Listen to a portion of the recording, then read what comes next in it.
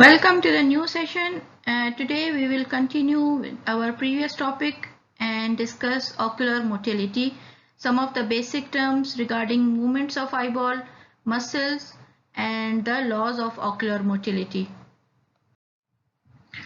All the movements of eyeball occurs around the theoretical center of rotation. Two terminologies are used, axis of Fick and the listing plane. The axes of Fick are X, Y and Z axis. The X axis is the transverse axis passing the center of eye at the equator, and all the vertical rotations of eye occurs on this axis. The Z axis is a vertical axis and all the horizontal movements of eyeball occurs about this axis.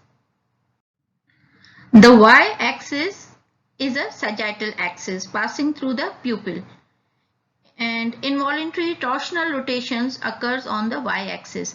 Y-axis corresponds to the anatomical axis of the eye. And the listing equatorial plane contains the center of rotation, and it includes x and z axis, and the y axis is perpendicular to the listing plane. And now the positions of gaze. These are primary positions, secondary and tertiary positions. The primary position is when the eyes are fixating straight ahead. This is primary position. And there are four secondary positions: straight up, straight down, right gaze and the left gaze. These four are secondary positions. Number 1, 2, 3 and 4. Straight up, straight down, right gaze and the left gaze. These are secondary positions. And the four tertiary positions. The tertiary positions are oblique positions of eye. This is right and up, right and down, left and up and left and down. So these are four tertiary positions which are oblique positions of the eye. So these are 9 diagnostic positions of gaze. Primary position, straight up, straight down, right gaze, left gaze, right and up, right and down, left and up and left and down. Now what are the cardinal positions of gaze? Cardinal positions are those positions in which only one muscle in each eye is moving the eye in that particular direction. So if we want to check the proper action of that particular muscle, we move the eye in that particular direction in which that specific muscle is acting.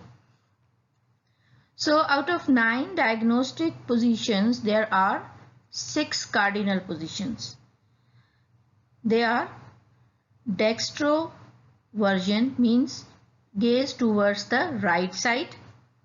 Levoversion means gaze towards the left side. Dextro elevation is gaze towards right and up. Levo elevation, gaze towards left and up. Dextro depression, right and down, and levo depression, that is left and down. So these are 6 cardinal positions. The primary position, straight up and straight down, are not included in the cardinal positions. Now we will see which particular muscle is acting and moving the eye in that particular gaze. In dextroversion is when the eyes are moved in the right gaze.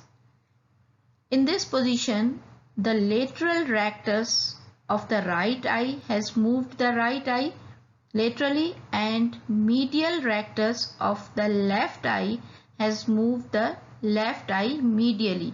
So the eyes adopt the right gaze. In levoversion, that is left gaze, the lateral rectus of the left eye is acting and the medial rectus of the right eye is acting. In dextroelevation, the superior rectus of the right eye is acting and the inferior oblique of the left eye is acting. If you recall our previous lecture, we have discussed that the best position of checking the superior rectus action is in the abducted position. So now this eye is in abducted position and superior rectus is moving the eye superiorly. In this position, the superior rectus is only elevator. It has no secondary and tertiary actions because the axis of superior rectus is now aligned with the axis of eyeball. Similarly, in left eye, this eye is in adducted position, and in this eye, in this position, the inferior oblique is elevating the eye primarily. So we can check the action of left inferior oblique in this position, because the left eye is elevated due to action of inferior oblique, not with the superior rectus, and the right eye is elevated due to action of superior rectus.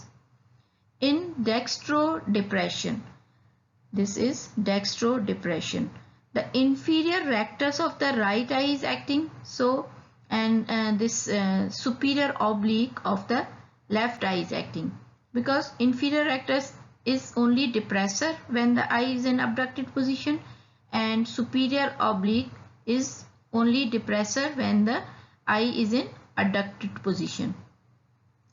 In levo elevation means gaze towards left and up. The superior rectus here, the superior rectus of the left eye is acting because the left eye is now in abduction, and inferior oblique of the right eye is acting because right eye is in adduction.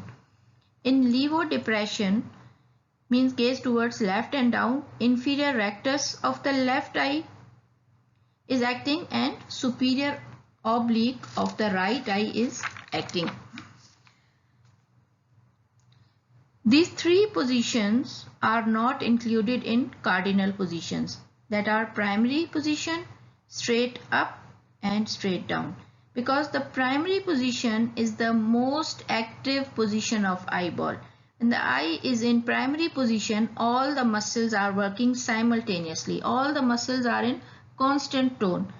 And when the eyes, we move the eyes superiorly from primary position in straight gaze, two muscles in a single eye are acting simultaneously. They are superior rectus and inferior oblique. Both eyes, in the left eye and in the right eye, these two muscles are acting. Superior rectus and inferior oblique. These both are elevators of the eye. And when we move the eyes down, straight and down, again two muscles are responsible for that. These are inferior rectus and superior oblique. So these three positions are not included in the cardinal positions because we cannot check the action of any one muscle in these positions. Now a few terminologies regarding movements of eyes. Number one is the ductions. The term duction is used when we describe the movement of one eye, that is right eye or left eye separately. And the versions is the term used for binocular eye movements in a conjugate manner. Conjugate eye movement is a movement of both eyes in the same direction to maintain the binocular gaze, and the visual axis of both eyes must maintain the parallel alignment with each other. And the vergence movements are also binocular movements but in different directions, like convergence or divergence. In convergence, when we look to some near object, our both eyes move in such a way that right eye moves towards the left and the left eye moves towards the right in order to focus the object which is near in our visual field. So these are the binocular movements but in opposite direction. So now the ductions or monoocular eye movements, or movement of any one eye. There is a abduction. Abduction is the movement of eye temporally, and there is an adduction. Adduction is the movement of eye nasally, and then there is a supraduction, which is also called elevation. It's a movement of eye superiorly. Then infraduction, or we can call it depression, it's a movement of eye inferiorly. And then intorsion is the nasal rotation of superior portion of vertical corneal meridian, and extorsion, which is the temporal rotation of superior portion of vertical corneal meridian. So when we talk about the movement of any one eye, that is right eye or left eye, the term duction is used. Now the versions. Versions are the binocular conjugate eye movements, that is movement of both eyes in a same direction to maintain the gaze in that particular direction. These are the eyes in the primary position, and here they are moving towards the right side or right gaze, which is also called dextroversion. So in order to move the eye in the right gaze, the right eye is abducted and the left eye is adducted. It means the lateral rectus of the right eye is acting simultaneously with the medial rectus of the left eye. This is levoversion. Levoversion is the gaze towards the left side. The left eye is abducted and the right eye is adducted now. So the lateral rectus here, lateral rectus of the left eye is contracting along with simultaneous contraction of the medial rectus of the right eye. This is elevation. Elevation is also called circumversion. It's the movement of both eyes simultaneously in the up gaze. And the muscles which are responsible for this position are superior rectus and inferior oblique of both eyes simultaneously. This is depression or diosumversion. It is a movement of both eyes simultaneously in the down gaze. And the muscles which are acting are inferior rectus and superior oblique of both eyes. Then is the dextroelevation. It's the gaze towards right and up, and the muscles are superior rectus of the right eye along with inferior oblique of the left eye. They both are acting simultaneously, because we have discussed earlier that the lateral superior rectus is a pure elevator when the eyes are in abducted position. So here the right eye is in abducted position and the superior rectus is responsible for elevating the eye in abducted position, and this eye, left eye, is in adducted position. So the inferior oblique of this eye is responsible for elevating the left eye in adducted position. This is dextrodepression. Gaze is right and down, and the muscles here are inferior rectus of the right eye and superior oblique of the left eye. This is levoelevation, left and up. Both eyes are moved towards left and up, and the muscles are superior rectus of the left eye and inferior oblique of the right eye.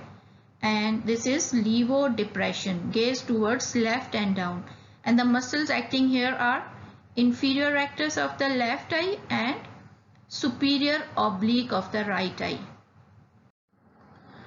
Vergence movements are also binocular movements, but both eyes are moving in opposite directions.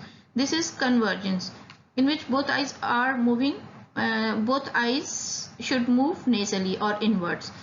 So if the eyes are in primary position, the right eye should move towards the left side and the left eye should move towards the right side in order to converge both eyes. And opposite is the divergence, and then there are encyclovergence and excyclovergence also. Now a few terms regarding muscles responsible for these eye movements. Number one is the agonist. Agonist is the term used in ductions, that is the movement of single eye. An agonist is the primary muscle which is responsible for moving the eye in that particular direction. For example, when the right eye is abducted, the lateral rectus of right eye is agonist because it is responsible for producing the movement of right eye in the abducted direction, in the lateral direction. And when the right eye is adducted, the medial rectus is agonist for the adduction of the right eye. Second term is antagonist. Antagonist is also the muscle of the same eye, and antagonist is the muscle which is opposite to the agonist. For example, the right lateral rectus is the antagonist to right medial rectus and vice versa. And the third term is the synergist. Synergists are the pair of muscles of the same eye, means two muscles from the same eye which are responsible for moving the eye in same direction. For example, right superior rectus and right inferior oblique are both synergist to each other because they are responsible for moving the right eye superiorly. Similarly, inferior rectus and superior obliques are also synergist to each other. Another term is the yoke muscles. Yoke muscles are also called contralateral synergist. This term is used when we describe the movements of both eyes simultaneously. So they are the pair of muscles, one from each eye, that produce conjugate eye movements in any specific direction. For example, left superior oblique is a yoke to right inferior rectus. Here you see this is the dextrodepression, that is the gaze towards right and down. So here the inferior rectus of the right eye is acting simultaneously with the superior oblique of the left eye. So they both are yoke muscles to each other. Now the laws of ocular motility. These are Sherrington's law and Herring's law. Sherrington's law is a law of reciprocal innervation, which states that increased innervation to an agonist muscle is accompanied by simultaneous decreased innervation to its antagonist. For example, during adduction of the right eye, when the medial rectus is innervated and contracts, and simultaneously the nerve supply of its antagonist, which is lateral rectus, is inhibited. It must be inhibited. So lateral rectus relaxes at the time when the medial rectus is contracted, and it occurs in as vice versa. Second is the law of Herring's law. Herring's law is the law of equal innervation. It states that equal and simultaneous innervation flows to the yoke muscles during conjugate eye movements.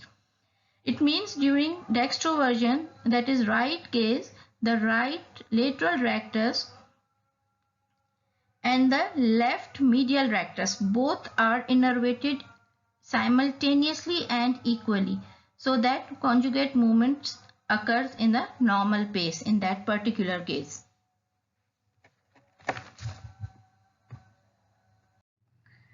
So during levoversion, that is gaze towards the left, the right medial rectus and the left lateral rectus receives equal and simultaneous flow of innervation. And during convergence, the right and the left medial rectus both receives equal and simultaneous innervation. The clinical importance of Herring's law is in the cases of paralytic squints. In paralytic squints, two terms are used: primary deviation and secondary deviation. Primary deviation is the deviation present in the affected eye or paralytic eye, and the secondary deviation is seen in the normal eye. Now I will try to explain it in a simple way. In this picture, the paralytic muscle is left lateral rectus. So this left eye is deviated inwards because of unopposed action of medial rectus muscle of the left eye, and the patient is using his right eye for fixation. So this is the amount of deviation which is present in the paralytic eye or affected eye is called primary deviation. Now if we forces to fixate the paralytic eye for fixation, for example, we have covered this normal right eye and forces this paralytic left eye to take fixation. So what happens, because the lateral rectus of this left eye is a paralytic muscle, the nerve is not working properly and it's difficult for the left eye to take the fixation. So the brain tries to give more and more innervation to the left lateral rectus in order to move this eye outwards. So according to Hering's law, which states that equal and simultaneous innervation goes to the yoke muscles, so when the brain is giving more innervation to the lateral rectus of the left eye, so it's which is the yoke muscle of its this lateral rectus? The medial rectus of the right eye is the yoke muscle of lateral rectus of the left eye. So what happens when this lateral rectus gets more innervation, simultaneously the medial rectus of the right eye, which is although a normal muscle, is a normal nerve, it gets more innervation, because according to Hering's law. So the amount of inward deviation of the right eye is exceeded as compared to the primary deviation of the left eye. So the amount of deviation in the right eye is called secondary deviation. It is the normal eye. So the amount of deviation which is seen in the normal eye is called secondary deviation. And the secondary deviation is always greater than the primary deviation because of Hering's law of equal innervation of yoke muscles. Thank you very much.